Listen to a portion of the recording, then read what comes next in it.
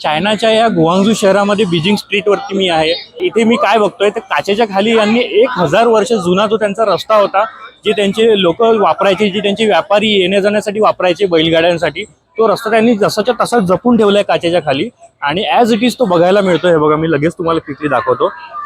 काय ते जुना रस्ता एकदम सुंदर बघायला मिळतोय आणि त्यांनी जेवढा जपण्याचा प्रयत्न केला त्याला, तीचं मिश्रण बनवून त्यांनी तो रस्ता बनवलेला आहे आणि सगळे लोक इथे ते बघायला येतात।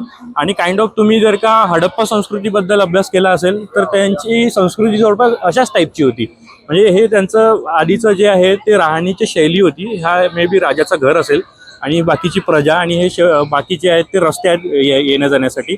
तर अशी काहीतरी यांनी इथे जपून ठेवलेलं आहे, यांची संस्कृती आहे ती बघायला मिळते आपल्याला इथे आल्याच्या नंतर आणि हे बघून खरंच खूप जास्त आनंद झाला। तुम्हाला कसं वाटलं हा व्हिडिओ नक्की कमेंट करून सांगा आणि अशाच नवीन नवीन व्हिडिओ बघण्यासाठी एंटरप्रेन्योर ट्रॅव्हलरला फॉलो करा।